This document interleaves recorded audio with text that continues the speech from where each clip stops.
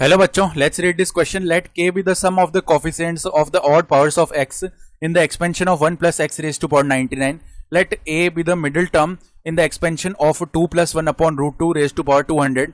If 200 c 99 k upon a is equal to 2 raised to power l m upon n, where m and n are odd numbers, then the ordered pair l comma n is equal to.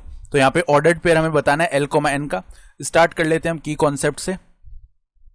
तो यहाँ पे देखो, हम जानते हैं कि अगर इस तरीके का एक्सपेंशन है 1 plus X raise to power n, तो ये किस तरीके से होता है. यहाँ पे nc1 होता है पहले, तो या सॉरी nc0 होता है शुरू में, ठीक है. फिर प्लस में nc1x प्लस क्या होता है हमारे पास nc2x स्क्वायर प्लस में एंड सॉन ऐसे चलता जाता है, ठीक है. तो अगर हम यहाँ पे जो ऑड कोफिशिएंट्स हैं उनका हम सम निकाल रहे हैं, यानी कि nc1 plus nc3 plus nc5 ऐसे अगर चलते जाएंगे हम, इनका सम निकालेंगे तो ये किसके इक्वल आता है 2 raise to power n minus 1, इसके इक्वल आ जाता है, ठीक है. तो इसी तरह यहाँ पे देखो 1 plus X raise to power 99 है. तो अगर हम और टर्म्स का सम निकालेंगे ना, तो वो हमें k दिया हुआ है, तो k किसके इक्वल आएगा 2 रेज टू पावर 99 माइनस 1, यानी 2 रेज टू पावर 98 आ जाएगा, ठीक है. अब देखो दूसरा एक्सपेंशन दिया हुआ है 2 प्लस 1 अपॉन रूट 2, और इसकी पावर कितनी लगी हुई है 200. तो एक बात ध्यान दो, यहाँ पे जब भी हम ऐसा लिखते हैं a प्लस बी का होल स्क्वायर, तो टर्म्स कितने आते हैं a square plus B square plus 2ab. तो यहाँ पे ध्यान देने वाली बात क्या है कि जब हम स्क्वायर कर रहे हैं तो नंबर ऑफ टर्म्स आए 3, यानी जब यहाँ पे पावर 2 लगाई हमने तो नंबर ऑफ टर्म्स 3 आए, ठीक है.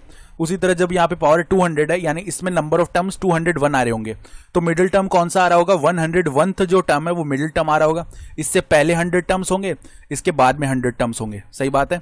तो टोटल 200 टर्म्स हो जाएंगे, ठीक है. पहले 100 बाद में 100 और बीच में ये, यानी कि टोटल 201 हो गए ना. तो हम क्या बोल सकते हैं कि जो T200 यहाँ पे 101 है, ठीक है, 101 टर्म है, वो किसके इक्वल आएगा यहाँ पे 200c, और यहाँ पे जो हम लिखते हैं उससे एक कम लिखा जाता है c के नीचे, यानी 100, ठीक है.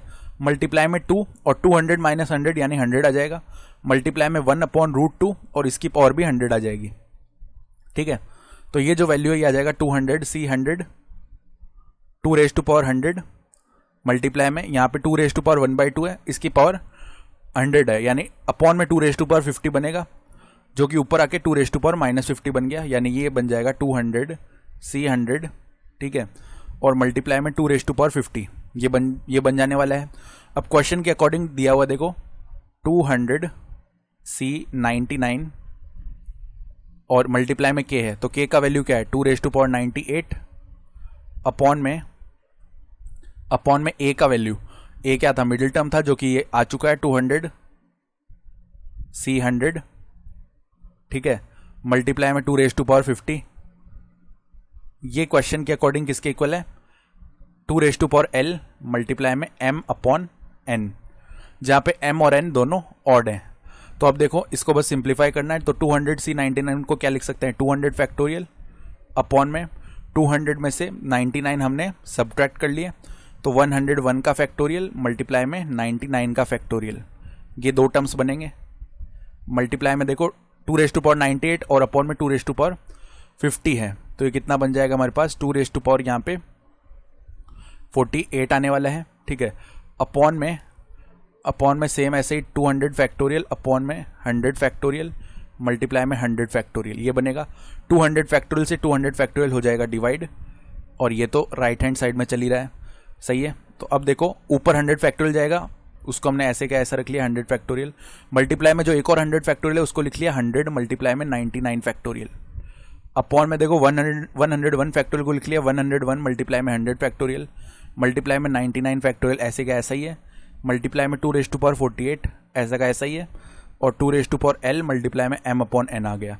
तो 100 फैक्टोरियल डिवाइड हो गया, उसके बाद में यहाँ पे 99 फैक्टोरियल भी डिवाइड हो गया, सही है. अब देखो फर्दर हम क्या कर सकते हैं, 100 को क्या लिख सकते हैं, यहाँ पे 100 को लिखा जा सकता है 2 का स्क्वायर मल्टीप्लाई में 25, तो 25 अपॉन में 101 ऐसे ही रह गया. अब 2 का स्क्वायर है और यहाँ पे 2 रेज टू पावर 48 है, तो 2 रेज टू पावर 50 बन गया ना मिलके, और 2 raise to power l multiply में m अपॉन n. तो यहाँ से कंपेयर करेंगे तो m का वैल्यू आ जाएगा 25, n का वैल्यू आ जाएगा 101, l का वैल्यू आ जाएगा 50, तो हमें L कॉमा N का ऑर्डर्ड पेयर बताना है। तो देखो L कॉमा N का ऑर्डर्ड पेयर क्या आएगा, L कॉमा N, L का वैल्यू आ चुका है कितना 50 और N का वैल्यू है 101। तो 50 कॉमा 101 ये हमारा करेक्ट आंसर हो रहा है। तो ऑप्शन सी जो है यहाँ से करेक्ट हो जाएगा। I hope you understood this explanation. Best of luck.